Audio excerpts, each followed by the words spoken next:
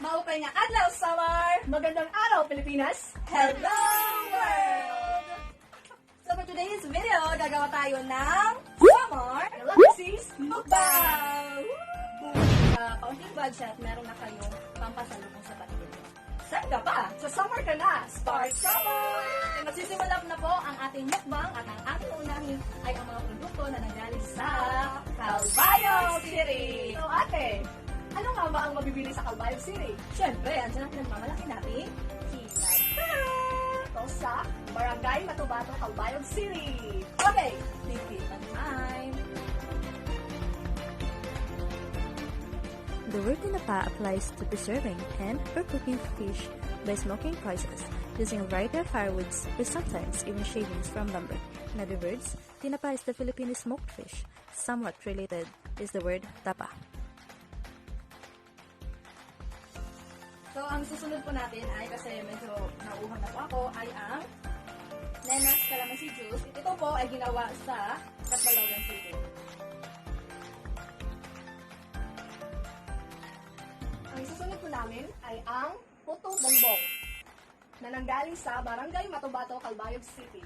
Kahit hindi Puto Christmas bongbong is season, meron made po from a silang unique puto bongbong. heirloom variety of glutinous rice called pirorotong. The pirorotong is mixed with a larger ratio of white glutinous rice. Malagkit or malagkit sumsong in Tagalog, pilit in Visayas.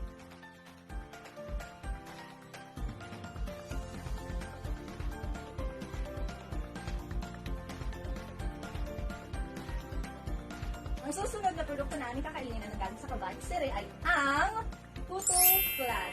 Ang putong may leche flan. Okay? Sa Barangay Matubato rin po guys.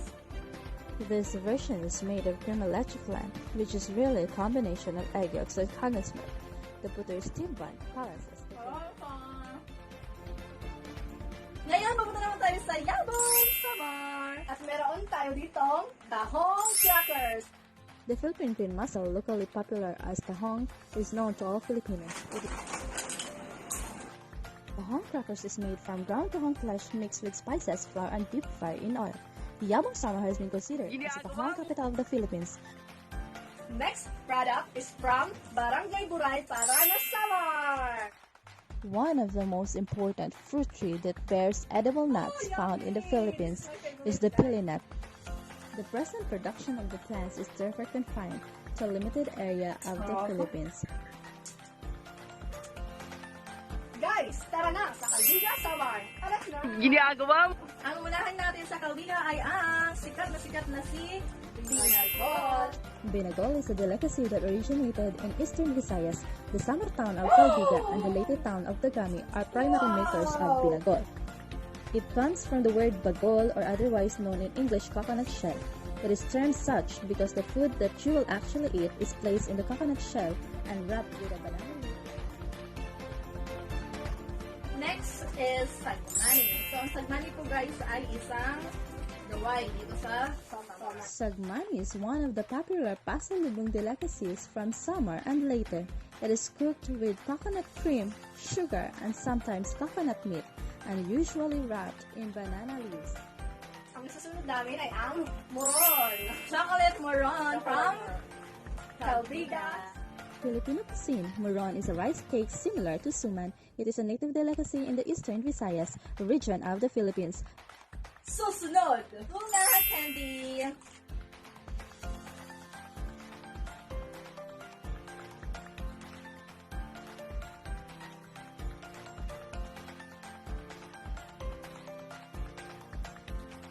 Itong matapandipili ay nanggaling din po sa Calbiga.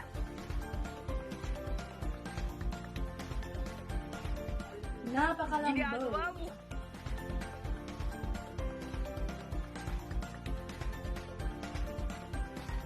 Last but not the least product from Calbiga. This is Hopia de Pili. Basically, a hopia is a bean-filled pastry that is baked. It consists of two types of dough and a bean paste. The best for summer. We are now down to our last but not the least product here in Samar. Sunod po natin ay ang Silvaro from Villarreal, Samar. The Salvaro are wafer-thin biscuits with a coconut flavor.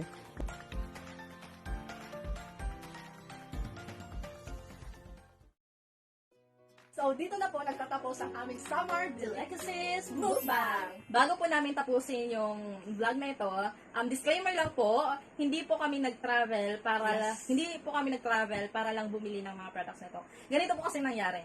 Nagkataon na nandun ako sa Calbiga kasi nga nag-report ako sa school. Then, one-stop shop ang ginawa ko. Sa Barangay Pulangi, papakita ko po sa inyo. Yan. Diyan po, makikita nyo ang iba't ibang products na pwedeng mabili nyo sa iba't ibang parte ng Samar.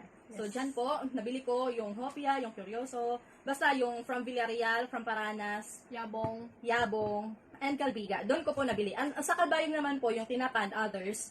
Kasi taga dito kami. Yeah, kasi taga dito kami. Timing din po, may pinabili sa akin na tinapa, kaya yun. Tinake na po namin yung opportunity na mag-video at bumili ng di ba napansin nyo, isang barangay lang yung binilhan ko ng mga delicacies or mga food na kami dito sa amin. Kaya yun, bago nyo po kami judge. Nung nag-travel ako, meron pa akong COVID shield at authority to travel. Okay? So, I think that ends our video. So, Thank you for watching.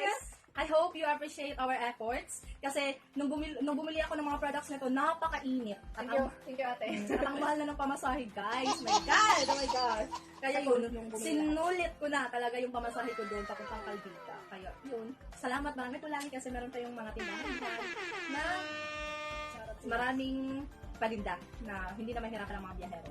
Okay, so ayun guys, if you like our video, our vlog, please give thumbs up, Comment down below. and share this if you are a proud Samarnon. And please do subscribe to our YouTube channel, Joy Tokayon. And Angelica May to Mama. Yes. Thank you for watching, guys. Spark Samar! Bye!